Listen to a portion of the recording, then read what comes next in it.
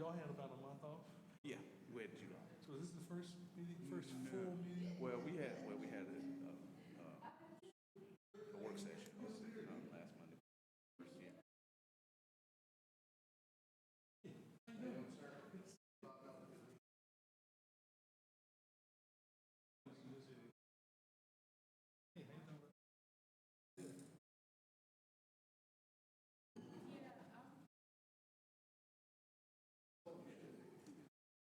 This is where they normally ask the people who want to do resolution.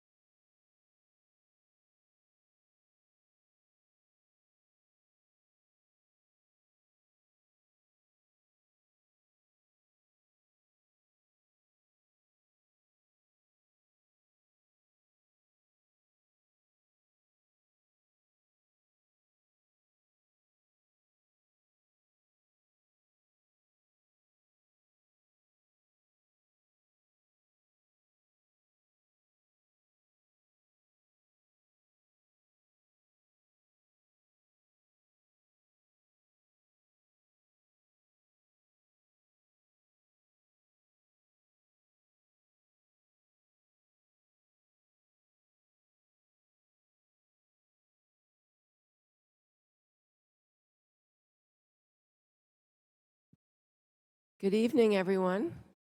Welcome to the Monday, August 12th, 2019 meeting of the Durham County Board of Commissioners. I will now share the public charge.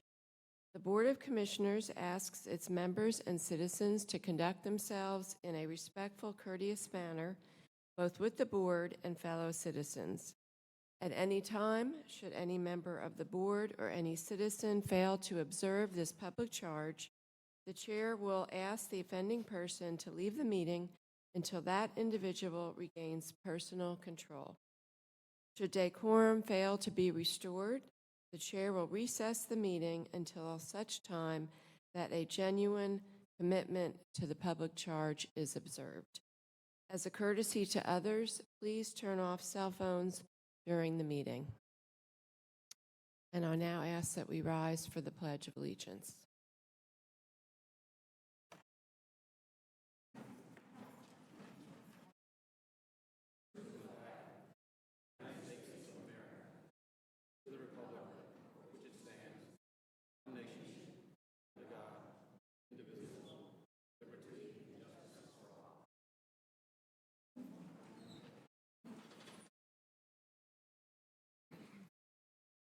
Before we move on to our agenda this evening, I would like to share a statement on behalf of our board in regards to some of the events of the past few weeks.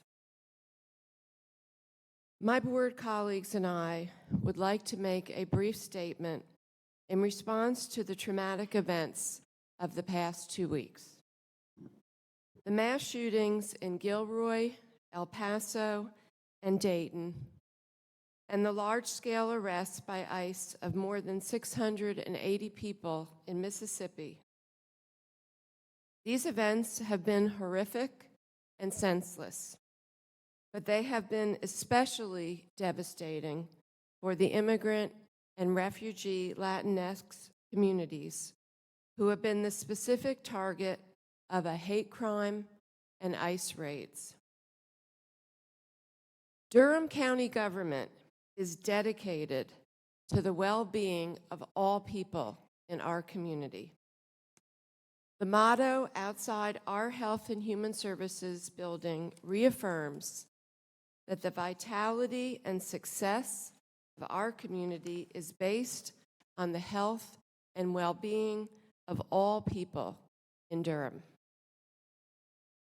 We understand that gun violence and mass shootings made possible by access to semi-automatic assault weapons are public health issues.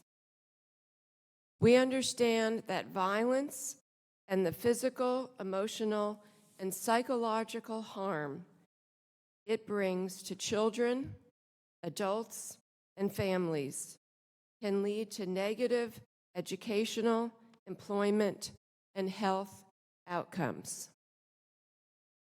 We understand that targeting Latinx immigrant workers who are the backbone of a local economy on the first day of school does not make our country any safer.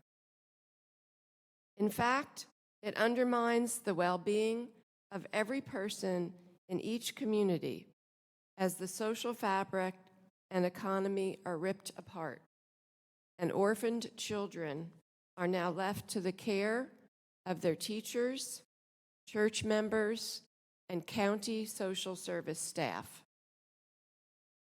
On behalf of the Durham County Board of Commissioners, I applaud our governor and members of our federal and state delegation who are taking actions to move forward common sense gun laws. We stand in solidarity with Durham residents taking action and speaking out so that all people can be safe from violence, and our Latinx neighbors know they are loved, supported, and valued as we work to create the strong and resilient community that we all need.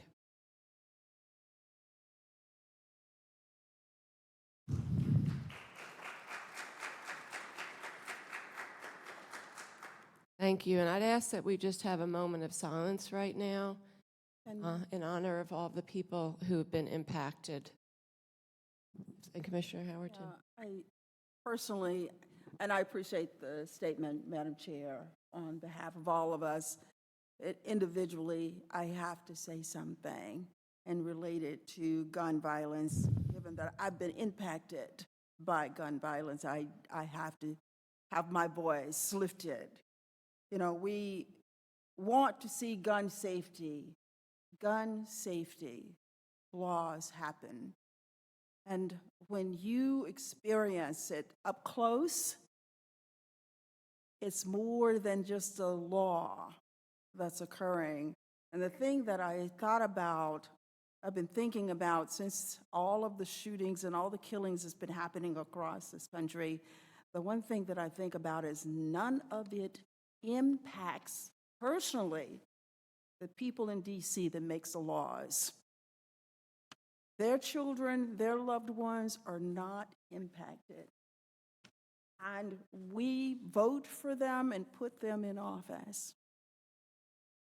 We need to think about who we're putting in office that don't give a rat's behind about the fact that we're losing our children and our loved ones. Thank you. Thank you, Commissioner Howerton. We'll just take a moment of silence to remember all those who have been impacted across our country by gun violence and the destruction of the social fabric in our communities by the ICE raids.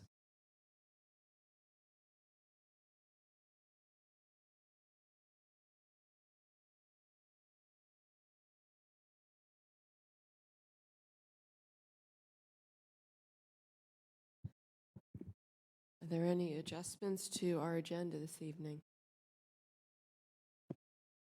Madam Chairman, we will need to add a brief closed session.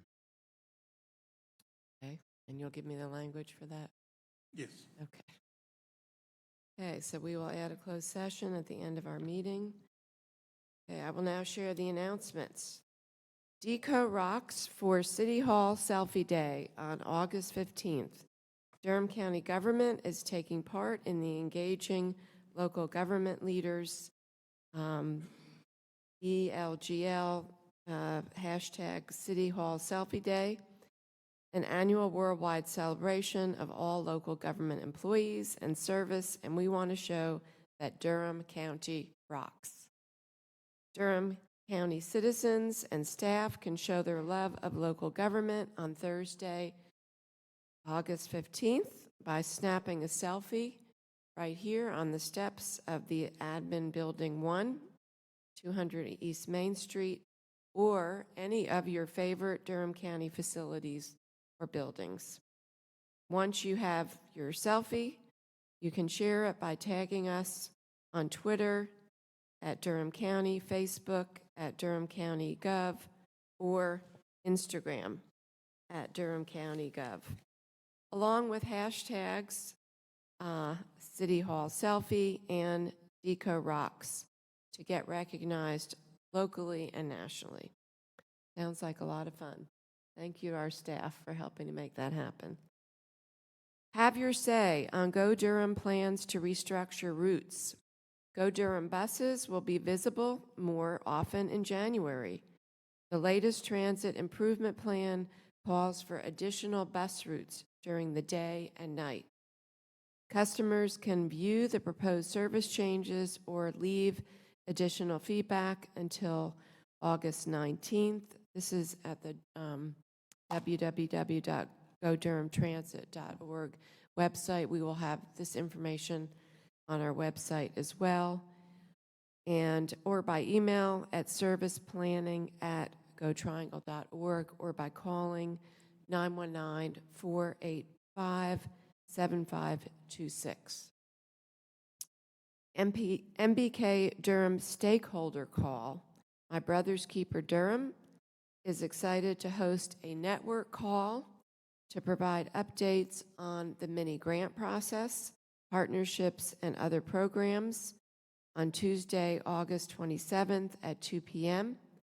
You can RSVP by email to mybrother'skeeper@dconc.gov, and you'll get the call-in information. Again, we'll have that on our website. Bull City 150 Uneven Ground exhibit is on display over at our Health and Human Services building. This is an exhibit on the foundations of housing inequality in Durham. It will be there until September 2019 in partnership with Partnership for a Healthy Durham and the Department of Public Health. It's free. It's a great exhibit. I encourage, if you have not had a chance to see it, it's been rotating through our community, but you walk in the building and go up to the second floor. It's being hosted by the health department, and there are all these panels that really tell the history of Durham. So everybody should go over and take a look at it. It's terrific. Okay, any other additional announcements this evening? We have our minutes from May 21st, 2019 budget work session, our budget work session from May 29th, 2019, and our regular session June 10th, 2019. Madam Chair, I would move that we approve these minutes, and I just want to also add, I thought they were very well done. Second. Thank you, I agree. Lots of very detailed and lots of good information. Yeah. And a lot of directives. So we'll have to go over those at our next work session. So who moved it? Commissioner Carter and seconded by Commissioner Howerton. All those in favor, please say aye. Aye. Any opposed? The minutes are unanimously approved. We have a lot of fantastic ceremonial items tonight and a lot of esteemed guests with us sitting in the audience tonight. Our first one is really exciting because we are signing on to an international accord, and we have some very special guests with us. We are going to be signing up on to the Paris Declaration to end the AIDS epidemic and the Durham-specific fast-track cities resolution. We have a number of guests here with us. We have Ace Robinson with us and Dr. Zobinga. Am I saying that? Zuniga here, who is one of the signatories on the original document. Wow. So I'm going to move up here with you, Dr. Zuniga, if you can join me up here. All right.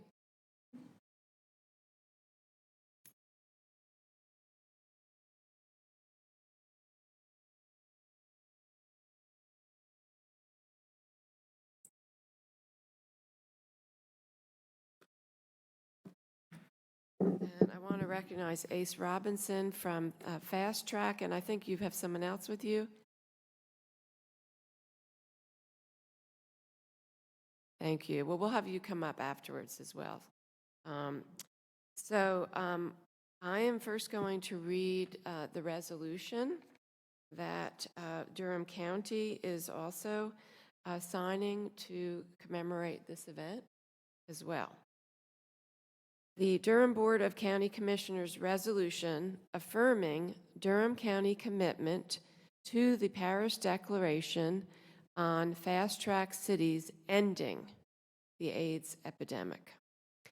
Whereas the Board of Commissioners of Durham County has adopted All People Are Healthy as a strategic priority and has allocated resources to the prevention and treatment of HIV, and whereas Durham County ranks among 6th among counties in North Carolina, and the state ranks 14th among U.S. states for new HIV diagnoses, and whereas the Centers for Disease Control and Prevention has reported that the Southeast region experiences the greatest burden of HIV infection, illness, and death in the United States, and lags far behind in providing quality HIV prevention care and treatment. And whereas people of color are disproportionately affected by HIV/AIDS, most notably Black, gay, and bisexual men, Black women, and transgender women. And whereas on World AIDS Day 2014, December 1st, 2014, 26 world cities signed the Paris Declaration on Fast-Track Cities Ending the AIDS Epidemic, which is known as the Paris Declaration, in an effort to galvanize action and solidarity among cities across the world, encourage sharing of best practices, and tackling stigma and discrimination. And whereas the Fast Track Cities initiative is a partnership between high HIV burden cities worldwide and 4 core partners: the Joint United Nations Program on HIV/AIDS, UNAIDS, the International Association of Providers of AIDS Care, IAPAC, United Nations Human Settlement Program, UN Habitat, and the City of Paris. And whereas Durham County government has prioritized the prevention and treatment of HIV/AIDS as a part of its overall health strategy, and whereas Durham County's strategic approach to ending HIV/AIDS aligns with the commitments of Fast Track Cities Ending the AIDS Epidemic Initiative. And whereas Durham County currently either provides or partners with community agencies to provide HIV, hepatitis, and other sexually transmitted infections, testing and counseling in a variety of settings, including the Durham County Detention Center, pre-exposure prophylaxis, PrEP, housing for people with AIDS, HOPWA, advocacy for all people knowing their HIV status through the Durham Knows campaign, safe syringe kits according to the state's Safer Syringe Program, SSP, and whereas Durham County funded a full-time HIV coordinator navigator position and operational expenses in the adopted FY20 budget. Now, therefore, be it resolved that the Board of Commissioners ratifies and approves the action of the Chairman of the Board of Commissioners of Durham County in the signing on to the Fast Track Cities Ending the AIDS Epidemic on behalf of Durham County, and the same is hereby in all respects approved, ratified, and confirmed, and be it further resolved that the Durham County Board of Commissioners requests that the Durham County Department of Public Health work with community partners to meet the goals of the Fast Track Cities Ending the AIDS Epidemic Initiative, including to continue working to exceed the United Nations 90-90-90 HIV targets, which ensure that 90% of people living with HIV know their status, 90% of people with diagnosed HIV are on treatment, 90% of people on treatment have suppressed viral loads, end new HIV infections by 2030, end HIV-related stigma and discrimination, stop preventable deaths from HIV-related causes, and work to improve the health, quality of life, and well-being of people living with HIV.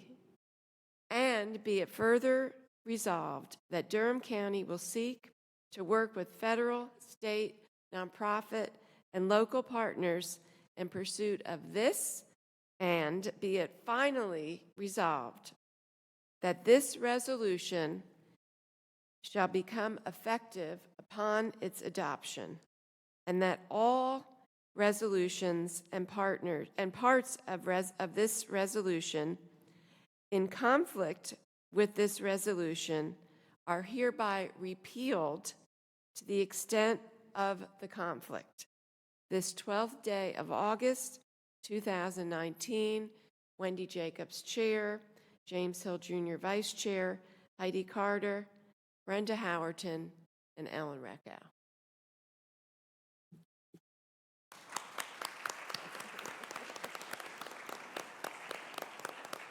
I think we have it all covered. So I would like to now turn it over to Dr. Jose. And I would love to have you read this resolution and then also tell us who you are and give us some background about why this is all so important and your role in all of this as well. It's a deep honor for me to be here with you, witnessing the signing of the Paris Declaration on Fast Track Cities. We started with 26 cities initially on World AIDS Day 2014 that made commitments to exercise political will and commitment on the order that you are today. But as important, that commitment translated into involving affected communities every step of the response. And so the importance of the Fast Track Cities initiative, which now counts on more than 300 cities and municipalities worldwide, is that we are moving the needle as far as getting people tested, treated, linked to prevention services, virally supported, and as important, attempting to address the structural and other barriers that affect the lives of people living with and affected by AIDS. The Paris Declaration on Fast Track Cities commits not just political leaders, public health leaders, community leaders, clinical and service providers, do what we can to harness the tools that we have at our disposal to end AIDS as a public health threat by 2030. And so I'm excited to be here. I'm excited that it took so little time after my colleague Ace Robinson came to the commission to speak to the importance of your joining the Fast Track Cities, that you're exercising political will and enforcing it with the commitment necessary to engage with the community to end the epidemic in Durham County. Thank you. Well, thank you. And if you don't mind, Sure, I'll read the first whichever several part paragraphs yes, because it it's is a very quite long long. declaration. It is a long declaration. But we stand at a defining moment in the AIDS response. Thanks to scientific breakthroughs, community activism, and political commitment, we have a real opportunity to achieve the Sustainable Development Goal of ending the AIDS epidemic by 2030. Cities and municipalities have been heavily affected by the epidemic and have been at the forefront of responding to HIV. Cities and municipalities are uniquely positioned to lead fast-track action towards achieving the 90-90-90 and other targets. Attaining these targets will put us on a trajectory towards getting to zero new HIV infections and zero AIDS-related deaths. We recognize that ending AIDS requires a comprehensive approach that allows all people to access quality, life-saving, and life-enhancing prevention, treatment, care, and support services for HIV, tuberculosis, and viral hepatitis. Integrating these services into sexual, reproductive, and mental health services is critical to achieving universal access to health care. We can eliminate stigma and discrimination if we build our actions on scientific evidence, understanding that successful HIV treatment and viral suppression prevents HIV transmission. Undetectable equals untransmittable. That will help reduce stigma and encourage people living with HIV to initiate and adhere to HIV treatment. Working together, municipalities can accelerate local actions towards ending the AIDS, tuberculosis, viral hepatitis epidemics globally by 2030. As called for by the New Urban Agenda, we will leverage our reach, infrastructure, and community capacity to build a more equitable, inclusive, prosperous, and sustainable future for all our residents, regardless of age, gender, sexual orientation, and social and economic circumstance. Well, thank you. So, let's see. Now, I'm going to sign here, and you're actually already on here too, but you know, it would be an honor to have you sign it as well again, since you're right here and have your signature. So I will go ahead.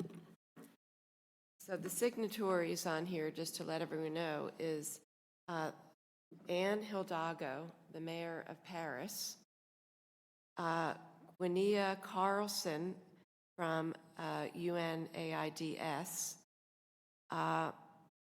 Manyuha, thank you, from UN Habitat, and Dr. Jose Zuniga from IPAC, who is actually sitting right here with us tonight. So that's why this is really such an honor to have one of the original signatories of this Paris Declaration from 2014 here with us tonight. It's truly a historic moment.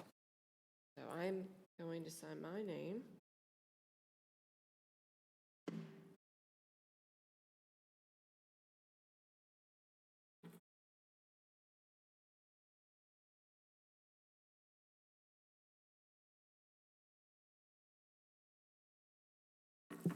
All right, well, terrific. Thank you. Thank you. And I wonder if we could get all of our board to come up and to take a picture together, and also both of you as well, and take a photograph together. And Gail, can we get you to come up too?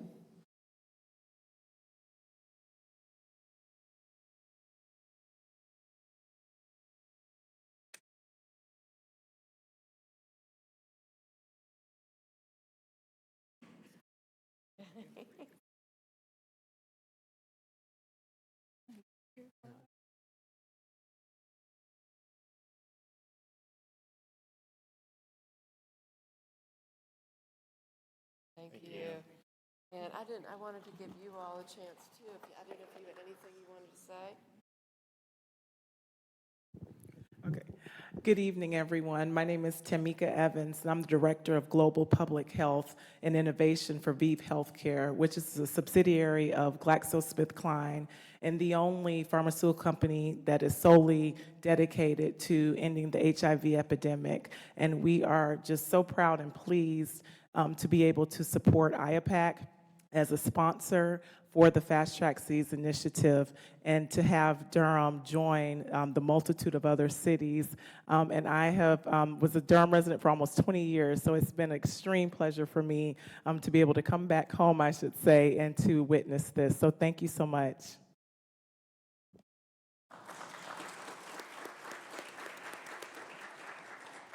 And my name is Ace Robinson. A few of you already know me, but as I've said before, my entire career focused in infectious disease began here in Durham while I was a student. And it's so important to realize how we're going to change the epidemic, especially for communities that are disproportionately impacted.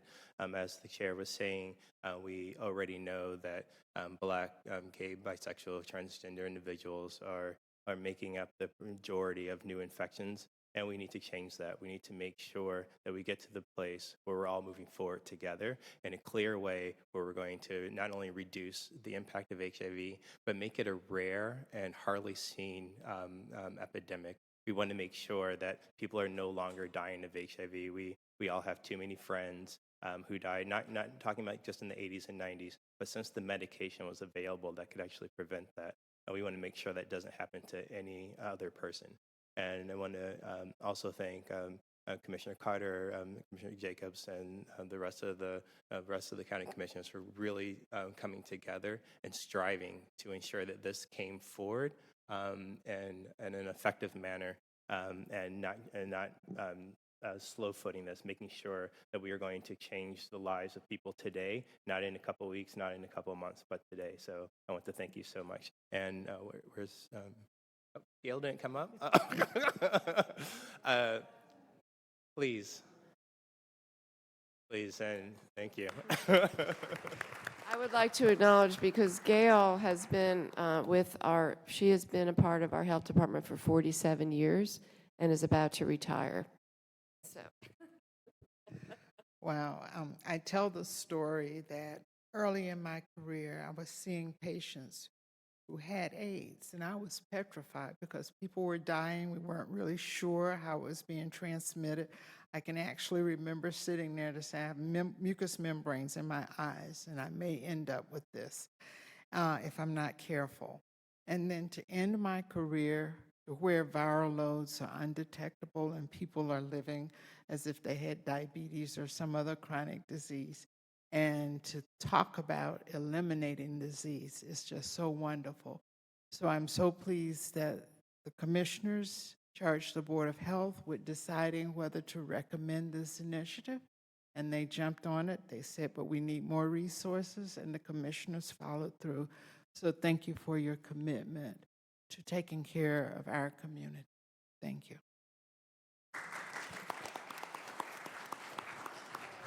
well, thank you all. Thank you so much. And we're going to celebrate again tomorrow, because we're going to have the city actually sign on as well tomorrow. So very exciting. Thank you.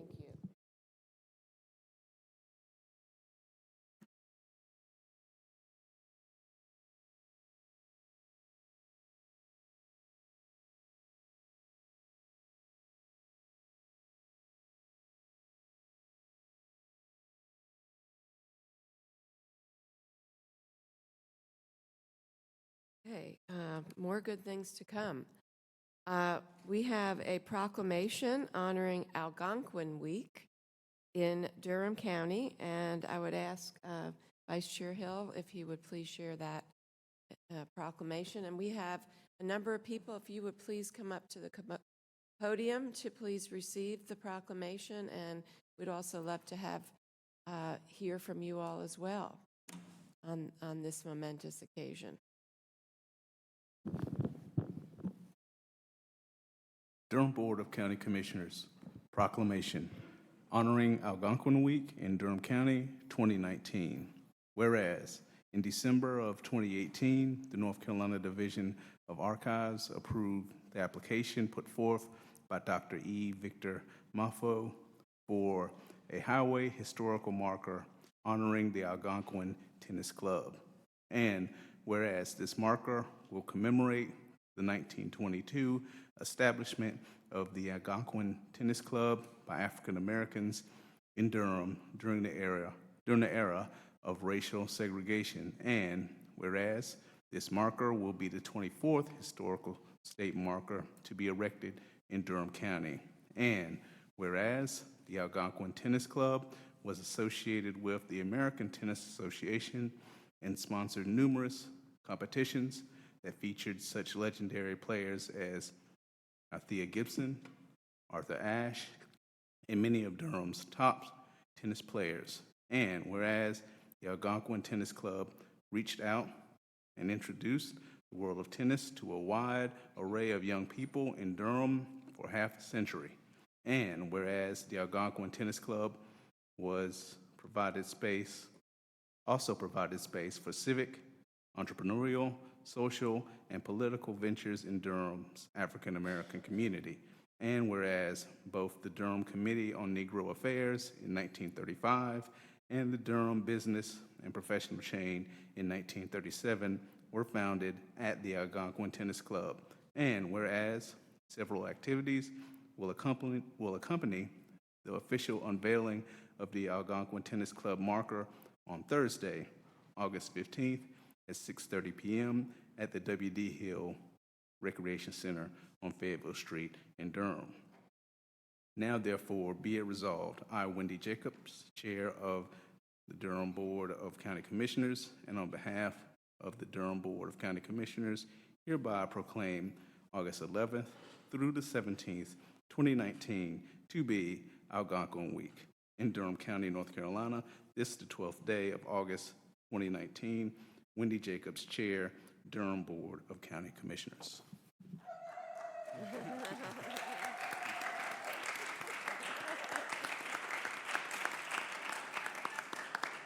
Thank you so much. I see we have Dr. Malfo here with us, and we have Evelyn Roberts, Nathan Garrett, for former county commissioner.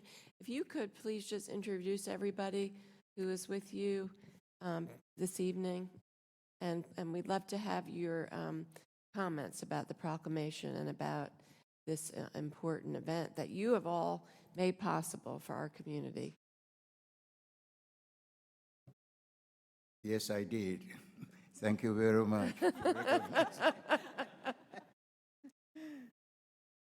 We want to thank you for allowing us to be with you and for the proclamation and sharing the honor with you. We invite you and the entire council members to the program on Thursday, August the 15th. The marker will be unveiled at 6:30, and then the program will follow at 7 o'clock. I have with me the team who worked. I was only behind them. This is Melissa Roberts, the grandniece of Mrs. Mary Lawson Newby, who was the director manager of the Algonquin Tennis Club House when I arrived in 1960. We want to say that at that time, the Algonquin Tennis Club House was the only place that any businessman or traveling from Washington, D.C., going down to Atlanta will have somewhere to live. And Mrs. Newby took care of us. Linen, food, all kinds of happiness. Then the rest, we were in charge for ourselves.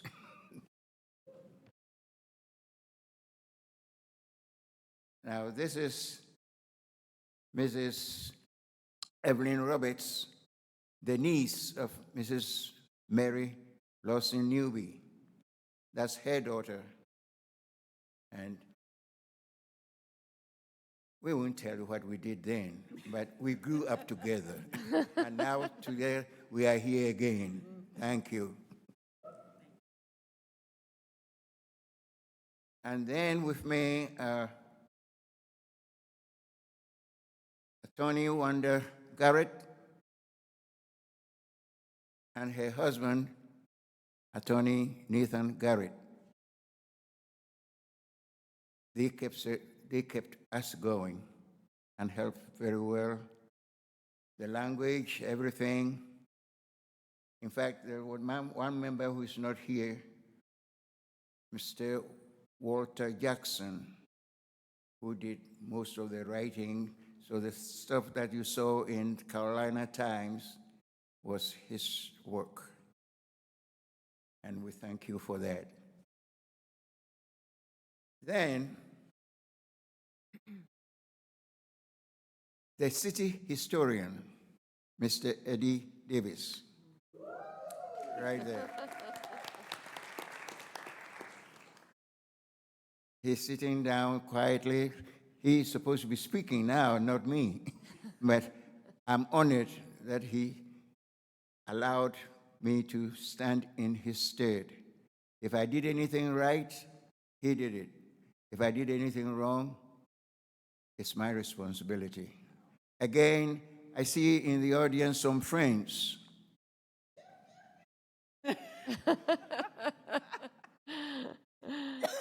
I was part of the African American Dance Ensemble by the late Baba Chuck Davis.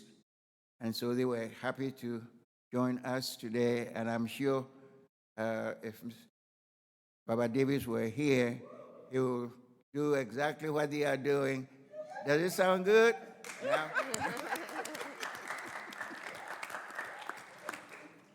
Again, thank you very much for sharing this time with us. And we invite you to the main program on Thursday. Please make sure you show up and complete the job for us. Thank you, And thank you, Durham, and everybody involved. Thank you. Well, thank you. And we could, before you sit down, we would love to have you all come forward and to accept the proclamation, if you would like to come forward. Thank you so much. And we really appreciate all of your efforts, and we're so excited for Thursday. Thank you for being here.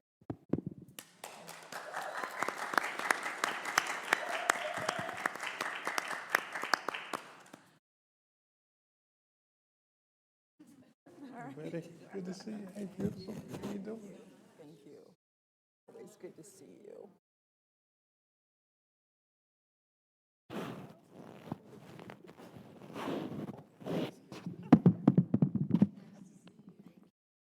For all your work. Do any of you play tennis? Thank you for being here. It's such a rich history. Thank you for sharing it with us. Yes, thank you. Thank you, Eddie Davis. Thank you so much for being here live, for sharing your history with us. Hello, thank you. And we know Baba Chuck is here. That's right, that's right. Thank you so much. Wendy, I asked if Dr. Ma, if Yes. you played tennis, and he said yes. And I don't know if any of the others do as well, but I think that's fantastic. Nathan Garrett does too. All right. Got some athletes among us.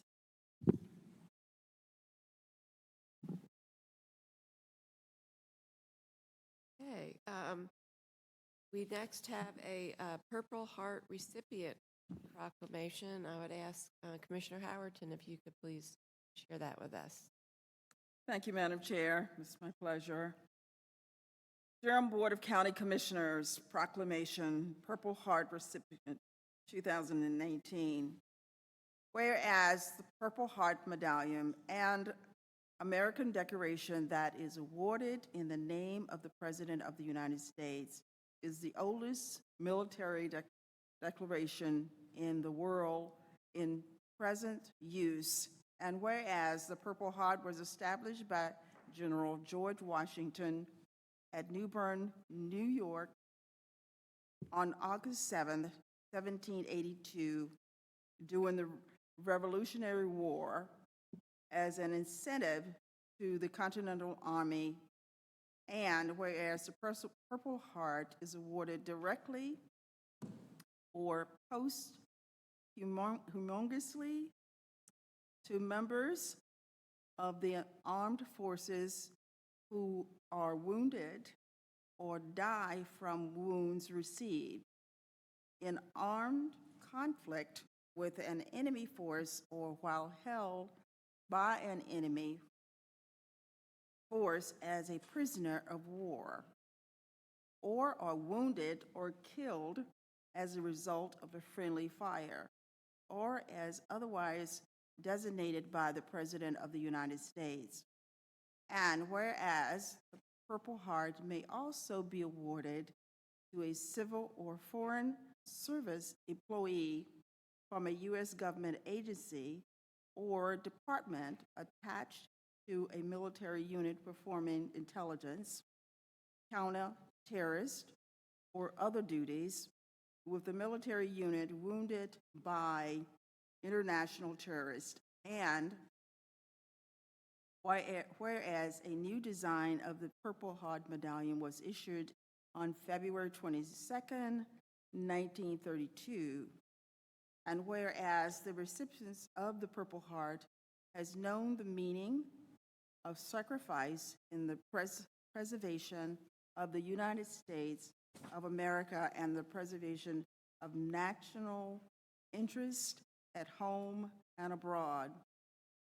And whereas the sacrifice made on our behalf will forever be an inspiration to all citizens of Durham County, North Carolina. And whereas Durham County, North Carolina was proclaimed the Purple Heart County on August 11th, 2014, and pledges its ongoing commitment to and support for the men and women who so honorably serve our nation. Now therefore be it resolved I, Wendy Jacobs, Chair of the Board of County Commissioners, and on behalf of the Board of County Commissioners, hereby salute the valiant men and women who are recipients of the Purple Heart and recognize the support and sacrifice of their loved ones. This, the 12th day of August 2019. Wendy Jacobs, Board of County Commissioners. Thank you. And I would ask, we have Lois Harvin-Raven here, Jonathan Crooms. Lois is our Director of Veteran Services, and Jonathan is our Veteran Services Officer. Thank you so much for being here tonight and bringing us this important resolution. We'd love to have your comments about this, the importance of this. Madam Chair, Commissioners, County Managers, and our GM, we want to thank you for this honor. We do want to make note that the Triangle Purple Heart Dinner is not the opportunity to glorify combat, war, or violence.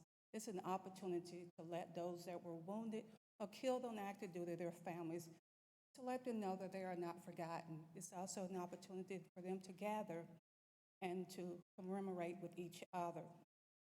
Jonathan has been the leading force on this committee. He has been the secretary for the Triangle Committee, so I'm going to defer to him and let him share. Thank you. Thank you. It has been an honor to represent Durham County Veteran Services on the Planning Committee for the first ever Triangle Purple Heart Dinner, which will be taking place this Saturday from 5 to 8 p.m. at the McKimmon Center in Raleigh. We will be honoring Purple Heart recipients in a couple of different ways. The first will be a reception just for those recipients.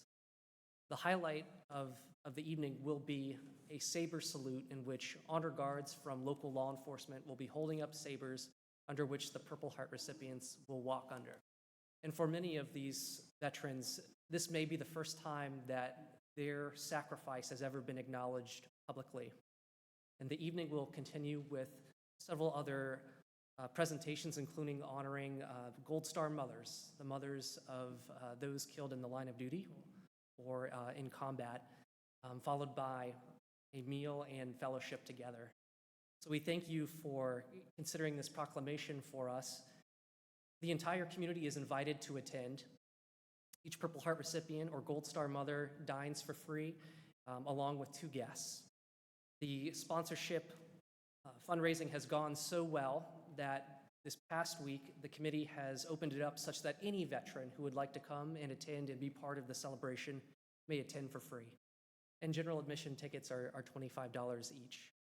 So we thank you again and hope that you all will join us in celebrating the sacrifice of these individuals.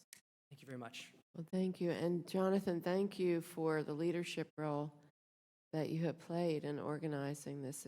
It really sounds like it's going to be very special and certainly is very important. And if you could send us the information about the event, that would be great. You'll have it tomorrow. Okay. And would you like us to be helping to get the word out to veterans, or is that something that you're doing on your own, or can we help with that? Absolutely.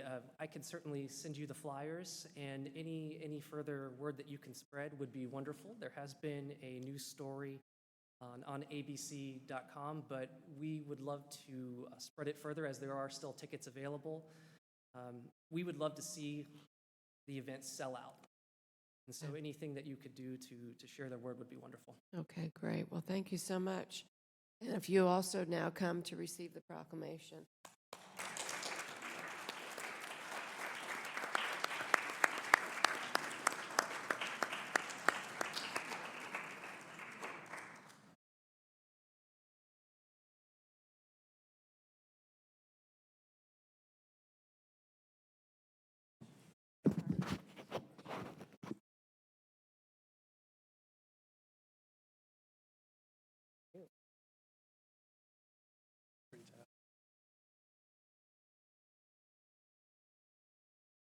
Okay. And finally, we have a SNAP resolution, which I'm going to ask Commissioner Carter to read. And if you want to summarize, you can. I think the first and the last paragraphs are probably the most All right. important. But I we, was you know, just we- going to say this is yeah. a very important resolution related to nutrition benefits that the federal government provides to those in need in our community. And there have been efforts by the federal government to reduce the number of people who are eligible for them in ways that are very unfair and would harm our community. This resolution, I did not write it, but my commendation to the person who did. It has 14 citations. It's the longest resolution in America. So I'm not going to read the entire thing. But it does have some very interesting statistics in it. I think what I'll do, if it's okay, Madam Chair, is read the first sentence of each whereas and then the be it resolved. All right. Durham Board of County Commissioners resolution, a joint resolution supporting SNAP and other federal nutrition programs. Whereas the USDA is proposing a rule change to close and limit the SNAP automatic eligibility by restricting broad-based categorical eligibility that states have implemented to reduce food insecurity within the United States. Whereas North Carolina is the 8th hungriest state in the nation. Whereas SNAP helps those most vulnerable, in Durham County, SNAP benefits are provided predominantly to households with children, seniors, or people with disabilities. About half of those receiving SNAP benefits are employed. And whereas SNAP participation is shown to improve nutrition and promote positive long-term health outcomes. And whereas SNAP improves the state's economy, many statistics about how it does that. And whereas SNAP is effective and efficient, and whereas food insecurity remains an issue for families and seniors receiving SNAP benefits, especially towards the end of the month, and whereas 59.8% of children receive the National School Lunch Program, which allows students to receive a healthy and substantial meal to enhance learning and education, and whereas broad-based categorical eligibility allows for connectivity of SNAP benefits to other public assistance programs, which creates a streamlined process in determining eligibility for social service departments by not requiring excessive verifications of incomes and assets, which create additional workloads for employees determining benefits. Now, therefore, be it resolved by the Durham County Board of Commissioners that the USDA reject the proposed rule change to revise categorical eligibility so that will reduce SNAP beneficiaries by as many as 3.1 million low-income working households, as well as 30,000 North Carolina residents, including many seniors, children, and families. Such a revision of this rule would create potential food insecurities for millions of individuals, families, disabled persons, and seniors that communities are not equipped to face. In addition, the revision of categorical eligibility will create undue hardships on local and state social service agencies charged with determining eligibility for SNAP by creating extra verifications and resource tests that will add to already stressed workloads to a burdensome process for applicants and staff. This, the 12th day of August, 2019, there are 14 citations and lines for the signature of Wendy Jacobs, Chair, Durham County Board of Commissioners, Tara Fikes, Chair, Durham County Social Services Board, and Dr. F. Vincent Allison III, Chair of the Durham Board of Public Health. Thank you, Commissioner Carter. And I just want to emphasize, we actually already did a resolution related to this several months ago when the Trump administration had wanted to reduce funding for this program, and Congress did not adopt those proposed changes, and we thought that this program was safe. But what the approach that the administration is using now is to not go through Congress, but actually to cut the benefits by changing the rules. So what that prompted us to go ahead and revise this resolution and again submit our comments because these are being now put forth by the USDA. So what it amounts to is a workaround, and we are very alarmed at what is being proposed. So our Social Services Director, Ben Rose. Yes, Commissioner Howerton? And maybe Ben could include this in his comments. I just have a quick question. Since last, it was toward the end of last year that we did the other resolution. It was in March, I It believe. was in March. Is there any difference in the action that they're trying to take now than what they were trying to take when we did the resolution the last time? The only difference is the USDA cannot totally eliminate broad-based categorical eligibility. That's what the legislation tried to do. Right. But what they're trying to do is severely restrict it. So that's why we use the word restriction in here versus elimination. And by restricting it, basically what they will do is make departments like us, we can only use the broad-based categorical eligibility for a select number of applicants, those that are very dependent on basically benefits they're getting from the TANF program. That's the connection they're making. So to kind of explain the impact of that, so right now, if someone comes in and they're receiving any type of TANF or maintenance of effort benefit, they automatically qualify for the food and nutrition program. Right. The income guideline under broad-based categorical eligibility is 200% of federal poverty rate, and there is no asset test. So it allows the working poor to not only qualify and help them with household expenses with the food part, because they're dealing with childcare, they're dealing with housing. It allows them to save money, and it allows them to, if they're making, say, 135% of the poverty rate, it allows them to get an increase in pay without losing that food security they get from SNAP. By restricting that categorical eligibility, a lot of the working households especially, and seniors that have income, they will have to apply through the old rules, which is 130% of federal poverty. That's where you get the elimination of people qualifying for food and nutrition. So this will adversely impact seniors and the working recipients to the tune of about 3.1 million people is what they're estimating. Wow. Wow. Wow. So it really, the broad-based categorical eligibility was done to really support working poor.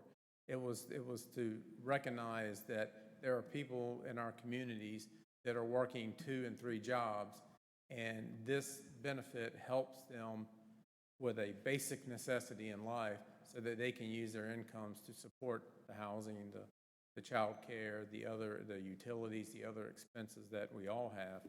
And it's really been a great program. It was implemented in most states back during the recession in 2009. Most states went to this, and the biggest criticism of it is it took away the asset test. But let's be quite honest.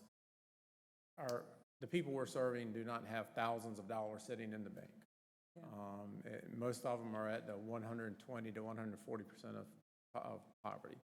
So it gives flexibility to our families to save money, to build a future. And it does help us with eligibility, because now if we have to take applications under what we call the old system, the old-fashioned way, we have to verify their assets. We have to do all the online verifications. It'll create additional work for us, and probably find a lot of people not qualifying that do qualify now. Thanks, Ben, for the public to get some idea of what's going on. Sure. Thanks for that explanation.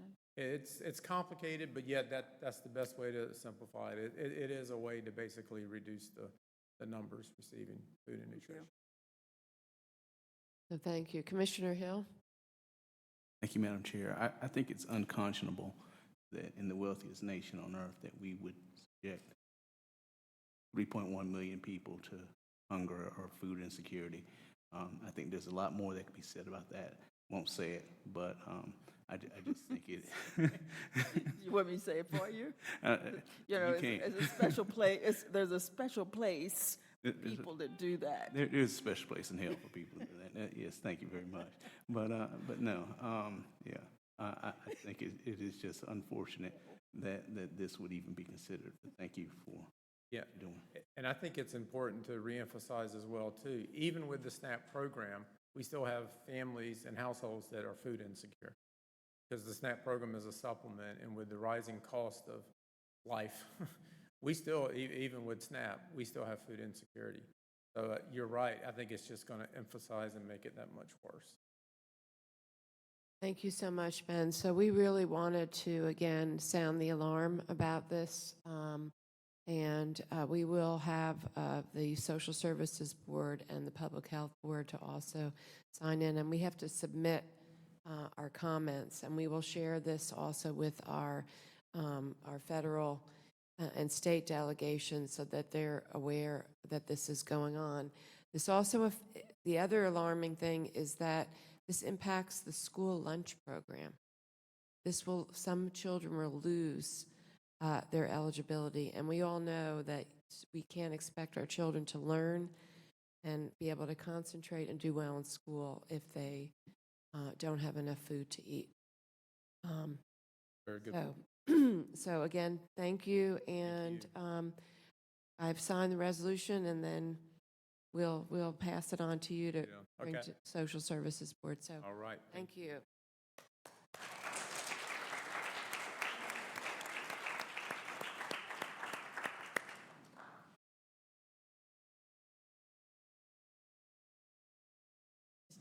Do you want me to?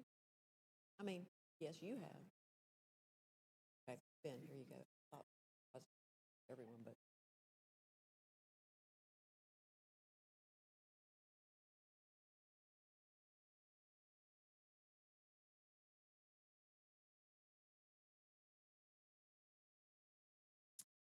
Okay, tonight we would like to make some formal introductions to the Durham County government family to celebrate. Number one, our new tax administrator, Timothy Dwayne Brinson. And Dwayne, if you would come up to the microphone.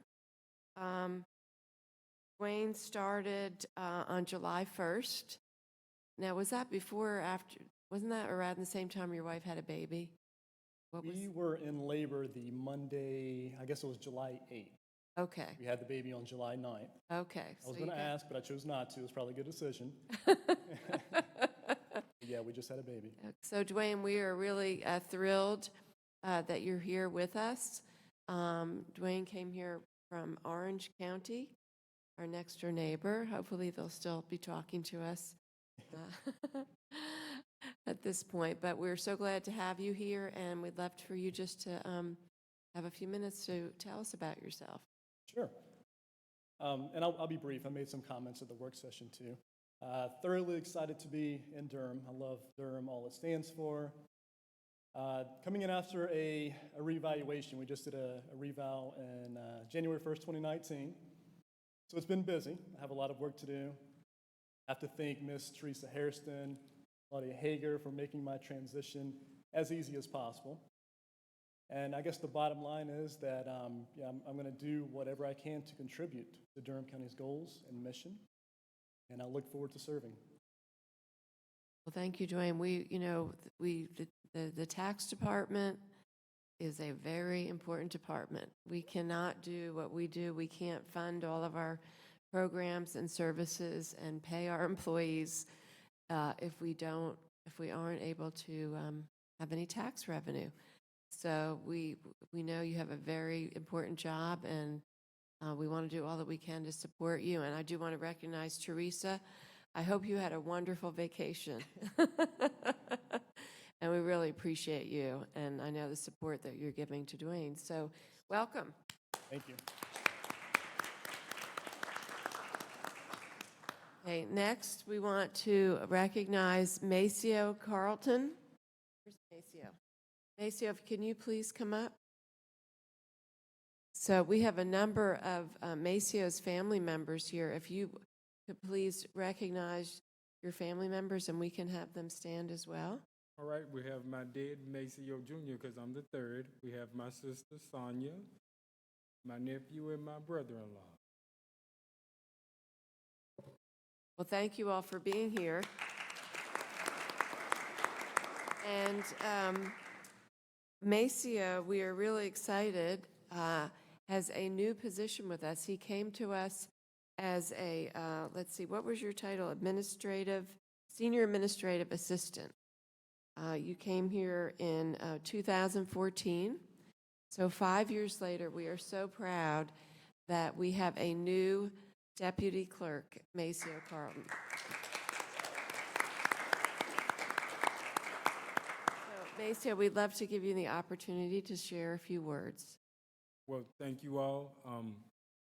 Thank you to the board. Thank you to my boss, Monica. I came from New Hanover County. I was there for 10 years. That was my start into government. It was not easy leaving there, but it was a decision that I don't look back on. I have a new family who I enjoy working with and I enjoy working for. Again, the transition was very easy. That was the main thing I was worried about with, when you start where the home is, you're like, is the transition gonna be the same? Are the people gonna be the same? You're giving up this to get something, but it's definitely better here. I love it here. I love my job. It's been 4.5 years, and it seems like yesterday that I just walked through the door. Time has definitely flown by. I've had a great opportunity to grow, and with this promotion, especially internally, that has really made me feel even better about my decision, and know that Durham County is the place that I need to be working for. It's been an experience that I can say has definitely changed my life. There's been some things that have gone on that Durham County and the board, Monica and everybody has worked with me and they understood. And that's been a big relief for me to have understanding. And I can hope to continue in the progress and to work very hard. I know I got a lot of work ahead of me. And with Monica, the same thing. She's been a great boss and a coworker, and I give kudos. I really do. Well, thank you, Maceo. And it's been wonderful to see you grow and blossom and develop your skills and to move into this role. And you've been terrific with the boards and commissions. People love you. And we really appreciate all the work that you do, and we appreciate what you do in the community. Maceo teaches Zumba classes at Holton Korean Resource Center. So he's a great driver. When we went out on National Night Out, he usually drives the car. We're in parades. So he's just a wonderful person to have as a part of our team. I'd love to give other commissioners a chance to make any comments. Commissioner Howerton. Maceo, thank you so much. And at least when you're driving us, you make sure you have both hands on the steering wheel. I remember someone would be driving and they get so excited, they take the hands off the steering wheel. And we were sitting up on the back. So at least you keep your hands on the steering wheel. Thank you so much. I just want to say congratulations. And, I saw you move into the other office and it didn't dawn on me what was going on. But you have been a joy to work with, and I just say thank you, and I wish you all the best. All the best. Thank you. Commissioner Carter. I just would say that we're so lucky to have staff within the organization that are committed to overall excellent performance and especially committed to friendly customer service. What you said, Wendy, about the boards and commissions loving Maceo must be true. I've had a number of people say to me that there was some young man that had the nicest smile in our county office that helped them with X, Y, and Z. And I said, oh, well, that would be our Maceo. So, Maceo, it's great that you're receiving this well-deserved promotion, and I just look forward to continuing to work with you and being the beneficiary of your hard work.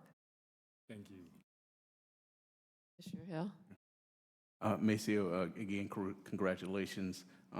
We are lucky to have you, and we want to thank your family for sharing you with us. And I wish you every success on your journey here in Durham County government, and thank you for keeping us in line, because we do need it. But thank you again.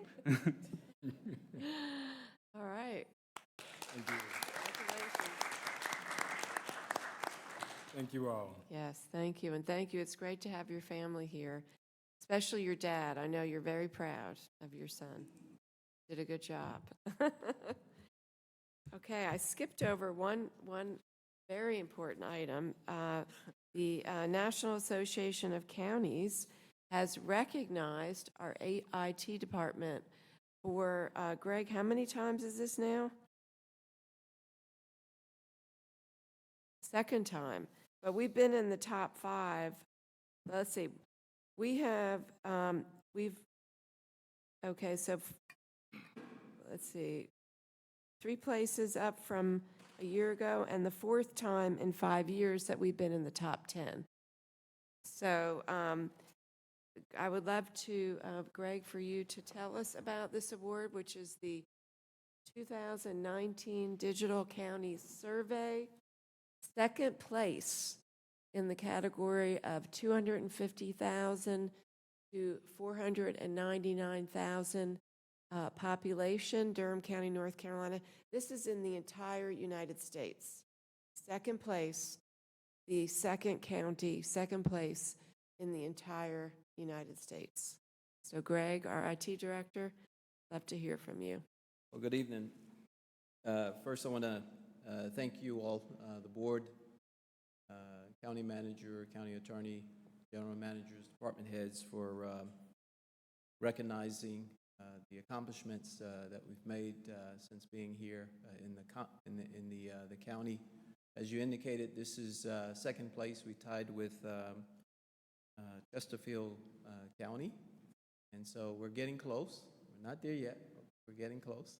And so I'm very proud of the recognition and very grateful for the recognition. It is a recognition that recognizes counties around the country who really maximize the use of technology to deliver better services to the residents and citizens of the county. So we have a great team. I think what I'm most proud of is the tremendous IT team we have here in the county, who really work hard day in and day out to really maximize the use of technology and make it available to us to do what we do here in the county. We have one member of the team here with us, Rebecca Hardigan. I'm going to ask her to stand. And as you know, these are team efforts. They have nothing to do with me. It's really a reflection of the tremendous team that we have here in the county. So I want to thank the county manager, the general managers, county attorney, department heads for their leadership, vision, and their support. We've had tremendous support since I've been here in the county, and that's what makes these kinds of things possible. And so thank you, and thank you for the recognition this evening. Wow.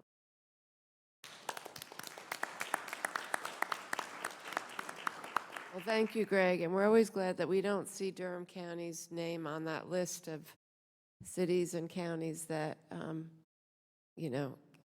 can't act, are being held hostage by somebody.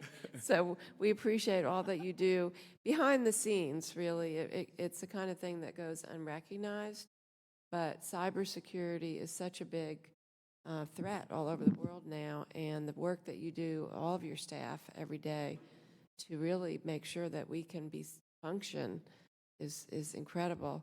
And speaking of the ability of people to move up, and so, Maceo moving up, Rebecca was over at social services, and now she has moved into IT. So we like it when people stay within Durham County government, if they're moving this way or that way, as long as they stay with us.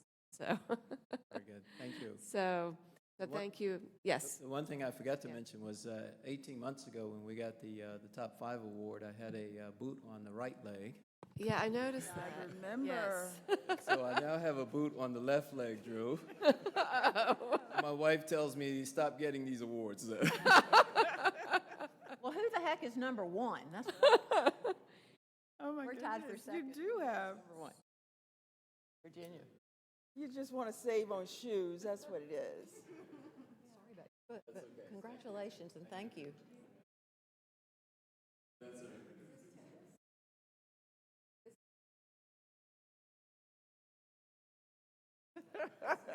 Okay. Okay. Oh. Congratulations. That's always God. Great job. Madam Chair, just before we go into the consent agenda, just want to mention that our state Association of County Commissioners Conference will be next week.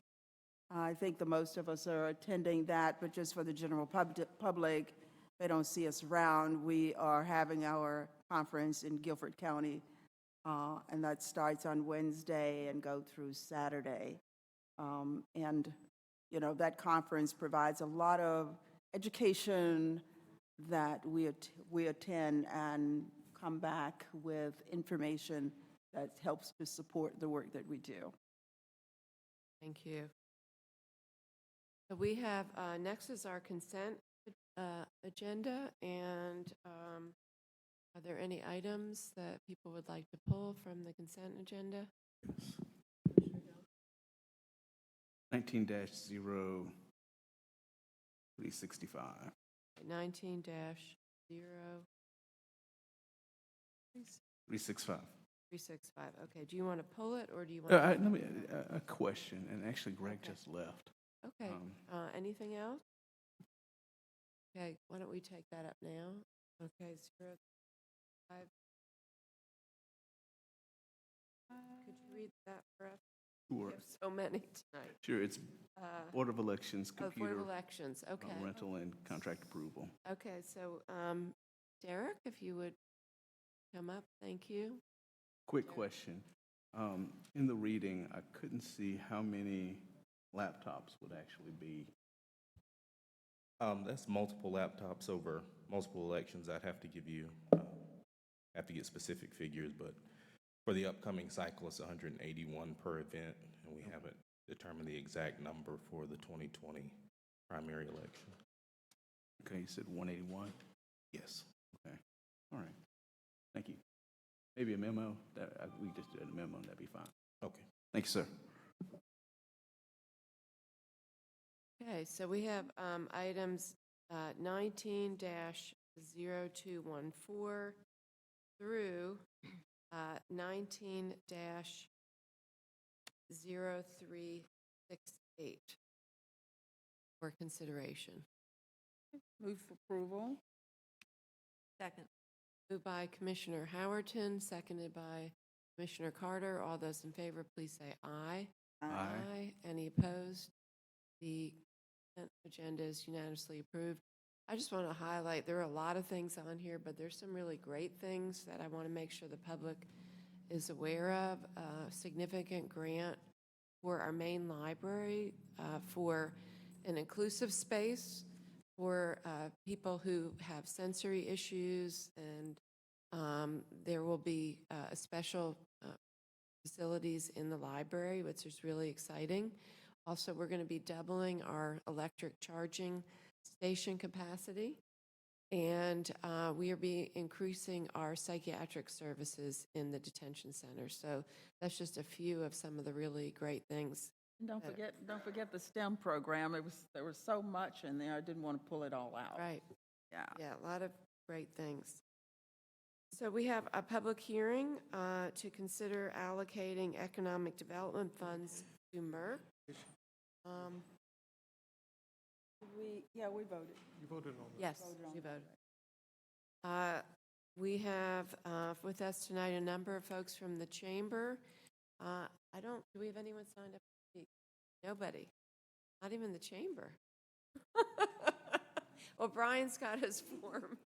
He's got it in his hand. Okay, so, well, Andy, I'll let you speak first, and then I think Brian will be speaking as well. So, yes, Andy Miracle, our Economic Development Director. Good evening, Commissioners. Tonight we will hold a public hearing to consider allocating $3 million in economic development funds to Merck, a leading global biopharmaceutical company. With approval of the award, Merck is expected to invest $650 million in its current Durham plant and add 391 new jobs with an average salary of approximately $73,000. Merck discovers and develops medicines and vaccines for many of the world's most challenging diseases, and the company operates in more than 140 countries.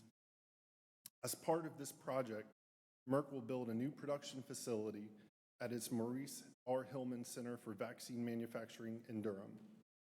The project will enable the company to meet the growing demand for Gardasil vaccines, which are used to prevent several cancers associated with HPV. Specifically, Gardasil 9 helps prevent 9 strains of HPV, including 2 types that cause an estimated 70% of cervical cancers.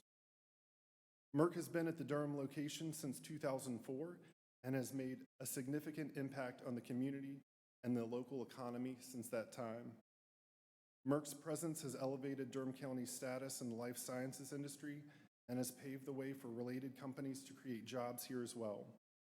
To date, Merck has invested more than $1.6 billion at their Durham site.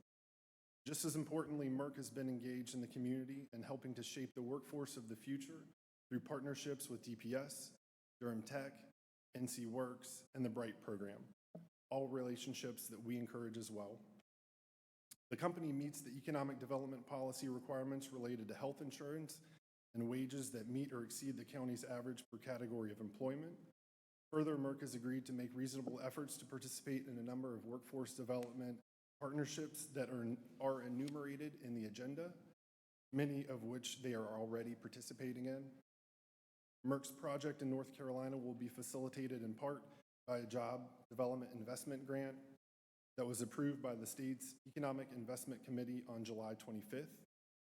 For Durham County, incentive agreement payments only occur following performance verification that the company has met its new job creation, investment, and criteria targets.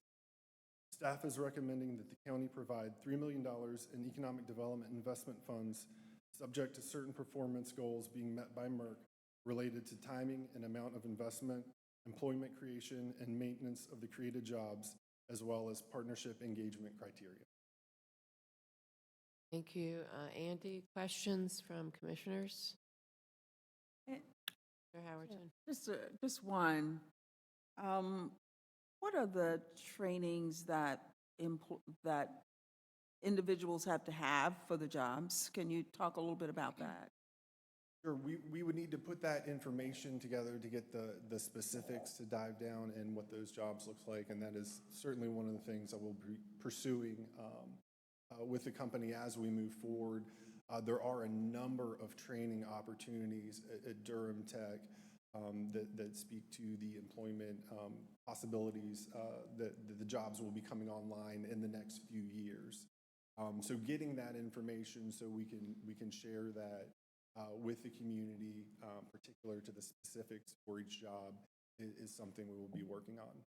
So in other words, that's not readily available yet. Is that what you're saying? That is correct. Yes. Okay, thank you. Commissioner Carter. So when we are considering awarding economic development incentives, some of the things that we consider are what are the overall community benefits by having this company expand in Durham or come to Durham. And Merck has certainly been a great community corporate partner, and we're excited about this opportunity to have 391 more jobs and over $600 million in investment. And in exchange, as an incentive, we're being asked to give $3 million of taxpayer money. And so I think it's essential that every time we are considering such an award that we ask ourselves, what's the overall return on the investment going to be, both in terms of financial return on the investment and also just more community benefit sorts of returns on the investment. And so, Andy, with this, if we approve this, we will provide $3 million. And would you say that it's true that we can expect, based on projections from our tax office, that there will be at least $3 million in new tax revenue generated by Merck's extension. That is correct. So part of the policy that we've put together and that we'll be reviewing next month for investment considerations like this, where it's based on investment criteria rather than jobs only. Part of that evaluation looks at the tax projections done by the tax office. And then the language that we're considering is that the award amount not exceed 50% of that projection. Okay, so I think that's really important, because what that says to me is that our incentive the new tax generated will always be at least 2 times as much as our incentive. Within the first 5 years. Right, within the first 5 years. In the first, which is during the payout. Is this a 5-year payout? So for larger awards like this, we structure it in 7 years, but we evaluate the project over 5 years. And there's an annual evaluation where we check performance targets and if they're being met. Yes. One other thing I noticed in the précis that was attached was a mention of a Merck policy related to minority contracting. And I know that they've expressed a willingness to, have reasonable efforts to work with minority contractors, et cetera. I just wondered what their policy actually said. If you happen to know, you may not know that, but I don't have that information at this time, but I can follow up. that'd be great. Be curious to hear more about that. And I just want to say, in addition to the financial return on investment, I think it's great that Merck and others that are asking for awards from the county are really thinking hard about how they can work with our school system and how they can work with Durham Tech and how they can work with NCC North Carolina Central and the Bright program. And we really appreciate that, because I think some of those other community benefits are vital as well as the cash return on the investment, the positive cash return. So thank you. Commissioner Hill. Thank you, Andy. I want to piggyback on my colleagues, Howerton and Carter. I think the questions we get asked a lot are, number one, what's the timeline? When will these jobs actually be available?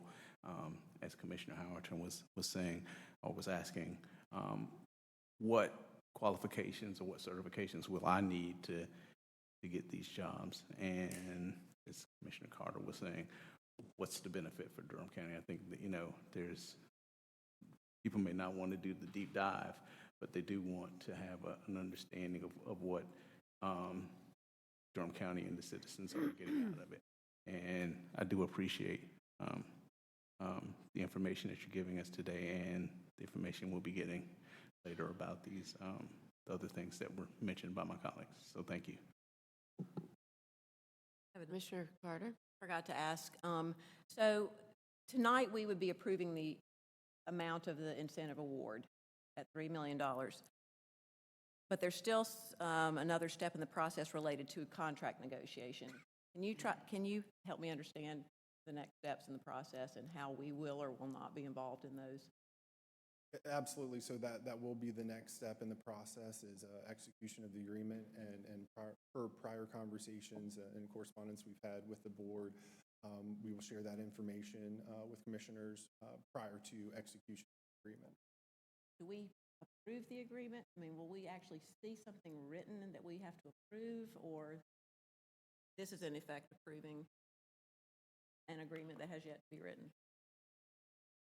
Well, essentially, this would be, my understanding is that the contract that we can enter into with the manager's discretion to move forward, but we would certainly share that information with you prior to execution to receive any potential feedback.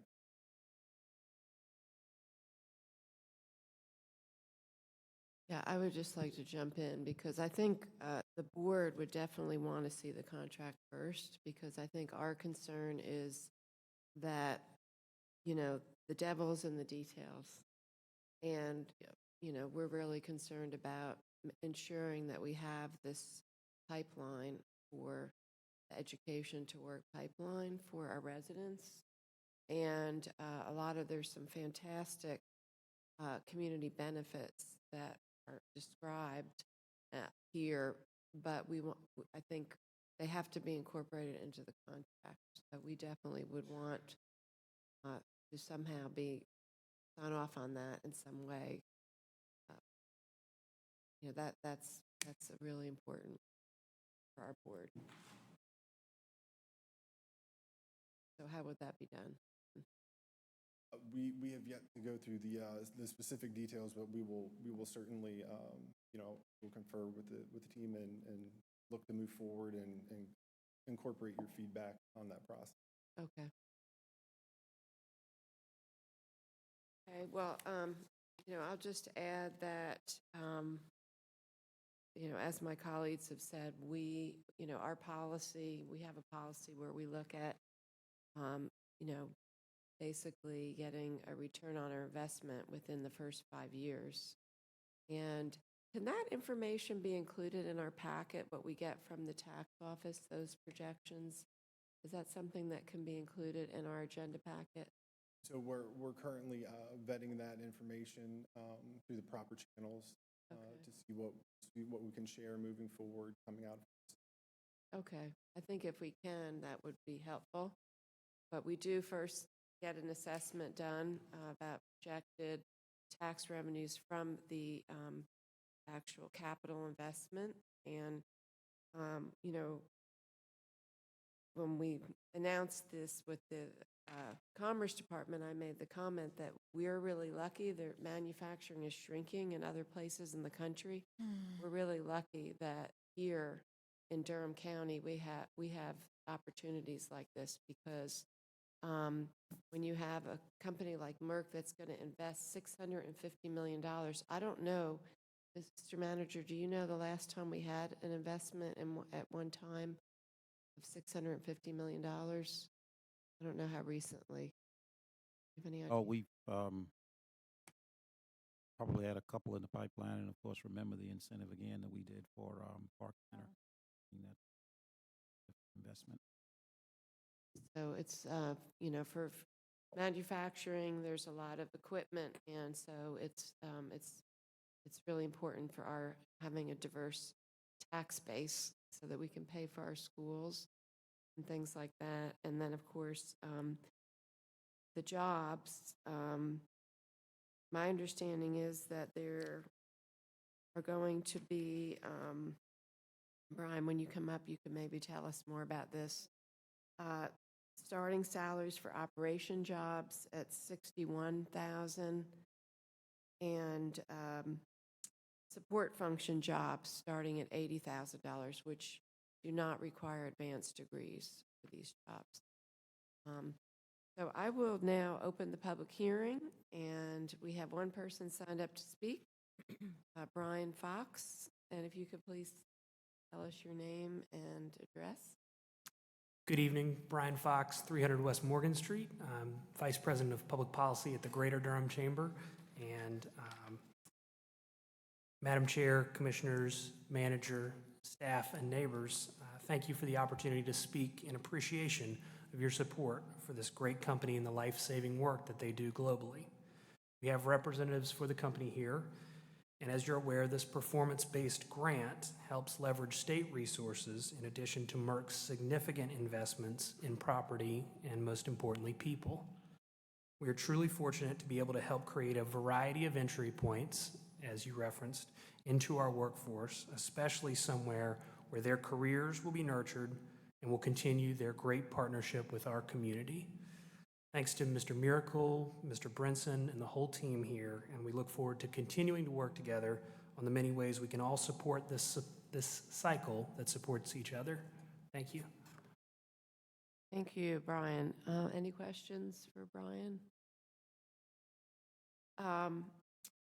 Do you have any more information about the types of jobs? I mentioned two of them, and that they do not require advanced degrees.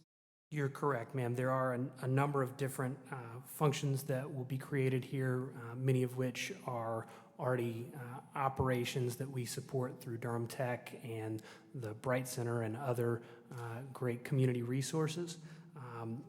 Starting wages at the $61,000 range all the way up into the 80,000s. And we look forward to continuing all the work that we're doing with the workforce development pipeline, which of course Merck is intimately involved in, and we appreciate all the support here. Thank you. And Andy, could you just comment on, because, and again, this is why we're fortunate in Durham that Merck is expanding, because at the same time, they're actually closing down their chickenpox manufacturing. And this is what happens in the market. So we know that there are a number of people that are going to be laid off. Could you please explain to us how that's going to work with, you know, first of all, how those people are being helped right now, and then how that impacts this incentive? Yeah, absolutely. Speaking to the unemployment and what's currently happening, Andre and his team are working with the state. There's a protocol in place anytime there's large-scale layoffs to help those employees find jobs elsewhere. And we've connected them with the NC Bio program, or the BioWorks program at the community college that offers 2 to 3 month training courses.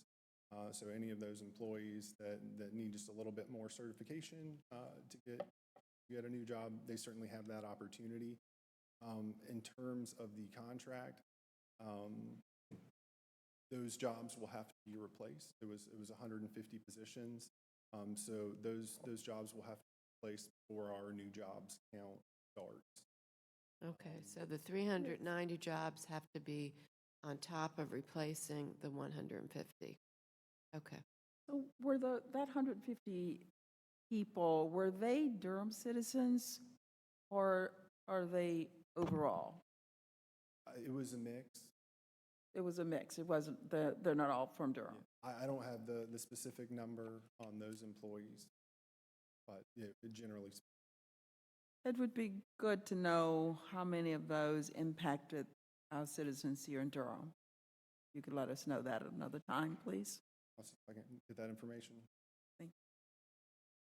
So Andy, I have another question. So, you know, a lot of things that, just for the public to know, that Merck has committed to working towards are fantastic. You know, working with NC Works and Durham Tech, holding a job fair, holding different job fairs, working with Durham Public Schools career and technical education, participating with you know, summer internships for students, job shadowing, Scholars at Work program, working with the Bright Center, and also participating in minority purchasing trade events. So there's a lot of stuff here, and I know this is what we're starting to work towards. I guess one of my questions is, you're one person. Who is going to help? I feel like we almost going to need like a facilitator. Who is going to be the person to just really help facilitate the relationships and the communication and the connect? Yeah, absolutely. So, you know, in terms of the structure of the contract, right, this will be included in there as part of the verification process. So if you think about it, this will be an annual verification of the information. So once the framework is established and the relationships are made, and for this company in particular, where those relationships are already. Mm-hmm. So a lot of that work is already done. And then at that point, after the connections have been made, it's the verification part, which done once a year is. Okay. Well, I think I would like us to all be very aware of that, and, you know, to see how it works, and whether, you know, because whether we have the capacity or whether we, you know, need to think about other ways, because at the end of the day, we want to create a system where Durham residents are going to be in the pipeline from Durham Public Schools to Durham Tech, you know, into jobs like this. And we have to recognize you can't just snap your finger and make it happen, that it is going to be about the relationships and the communication and everybody really working together and being very intentional. So I just would like us to be just very sensitive to that because we want to make sure it works for everybody. Okay. All right. And so at this point, I guess, do we take a vote? Oh, I'm going to close the public hearing and would entertain a motion from the board. So moved. What's the motion? Motion. Move for approval.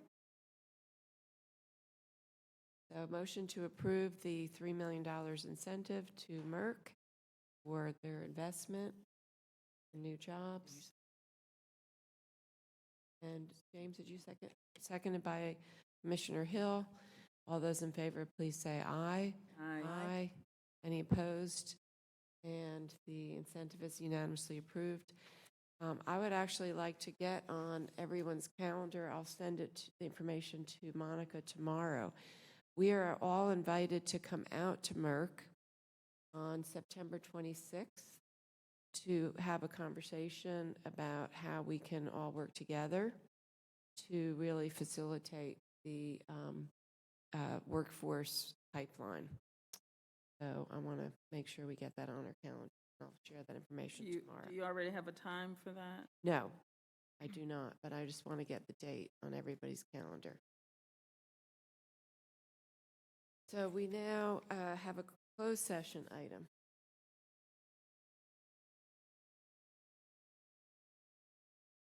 Okay, board is asked to consider a motion to adjourn into closed session pursuant to North Carolina General Statute Section 143-318.11.3 and 7 to consult with an attorney employed or retired by the County of Durham to preserve the attorney-client privilege and to plan, conduct, or hear reports concerning investigations of alleged criminal misconduct.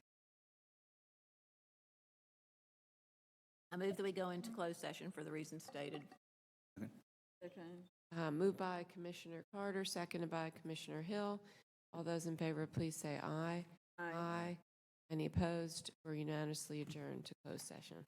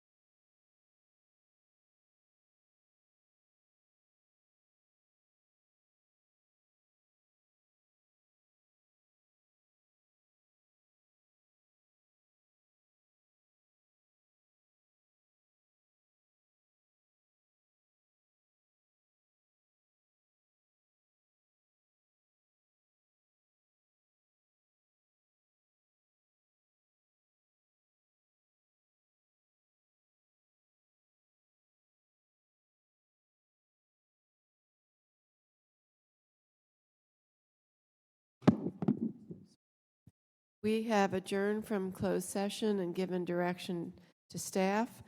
I'd entertain a motion to adjourn this evening. So moved. Moved by Commissioner Howerton, seconded by Commissioner Carter. All those in favor, please say aye. Aye. Any opposed? We unanimously adjourn.